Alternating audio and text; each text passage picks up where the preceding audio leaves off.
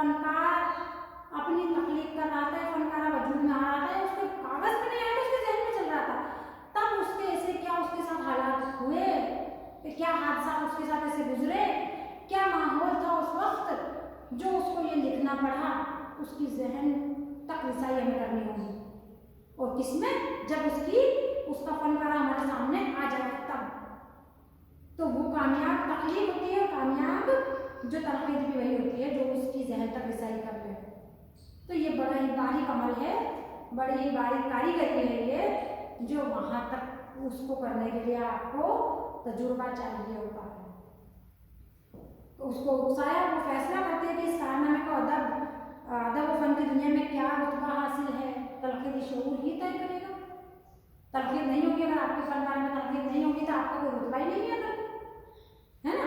आला दर्जे की ये सारी चीज़ें कि उसको रुतबा दिलाती है, उसको अहमियत दिलाती है, तनकीद की अहमियत ये है कि उसका मकाम तय करती है ना। क्यों ज़रूरी है बता भी दिया मैंने तुम्हें, है ना। कि अदब की आपके अदब का मकाम हो, एक वो कहते हैं ना लेवल हो, एक स्टैंडर्ड है, तो वो क्यों कोई तनकीद ज़रूरी है, तनकीद नहीं होगी तनकीद तो ठीक है, आप आए गए कई दुनिया में आए, फनकार कई दुनिया में से चले गए, क्योंकि वो तनकीद की राह से गुजरे ही नहीं, ना उनका अदब कभी तनकीद की राह से गुजरा।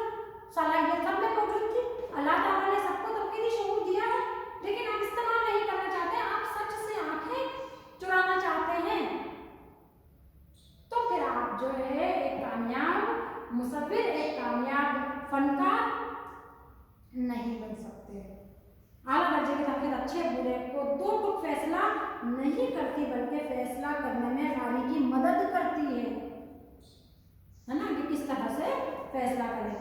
ऐसा करने में अपना रास्ता लंबा कर लेती है वो, कभी वो फनकारे की सराहत करती है, कभी तशरीह और तर्जुमानी करती है, और कभी तहरीर और तज़किये से काम लेती है। ये जो लफ्ज़ है आप देख रहे हैं कि कभी तो सराहती है उसको कि नहीं, क्योंकि हर एक चीज़ के दो पहलू होते हैं, उसकी कुछ अच्छाइयाँ तो कुछ बुराइयाँ, ऐसा नहीं कि बुराइयाँ करेंगे, है ना, कुछ अच्छाइयाँ भी कुछ बुराइयाँ, लेकिन हम ऐसा क्या लिख रहे हैं, जब तनकीद जब होगी तो हम ऐसा क्या चीज़ हम लिख रहे हैं जिसमें इतनी अच्छाइयाँ हो, कुछ चंद बुराइयाँ हो, तो वो हम दूर करने की कोशिश करेंगे। लेकिन सारी ही बुराइयाँ अगर हम उसमें भर देंगे और चंद अच्छाइयाँ होंगी तो कैसे अपना मकाम जो है तय करेंगे, अपना उसका कोई मकाम ही नहीं होगा, उसका कोई मयार ही नहीं होगा। तो उसकी तशरीह तर्जुमानी भी होती है, उसमें तहरीर और तज़किया भी होता है ना। तनकीद निगाह किसी फनकारे के माइल व मुहासिन का पता लगाने और उसकी गहराई में पहुँचने के लिए कोई तरीका उठा नहीं रखता। वो फनकारे को हर जाविये से देखता है, हर मुमकिन तरीके से खंगालता है और उसकी तमाम बारीकियों से आगाही हासिल करता है, फिर उससे आगे बढ़कर वो फनकार को समझने और उसके जहन में उतरने की कोशिश करता है। इसके बाद कितना बारीक अमल देख लीजिए आप, है ना, और कितना तवील रास्ता है। इसके बाद वो उसके अहद और माहौल का जायजा लेता है। हम कहते हैं ना कि उस दौरान क्यों हालात क्या गुजरे। जब हम मीर की शायरी पढ़ते हैं तो मीर की दिल्ली जो है उसमें जान उठती है, जैसे हमारे आंखों के सामने चल रही, वो क्या, क्योंकि उस वक्त मीर ने तनकीदी शऊर से काम लिया,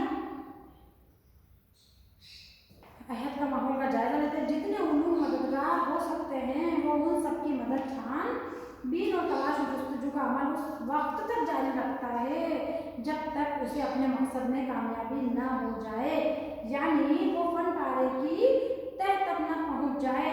गोया वो अदब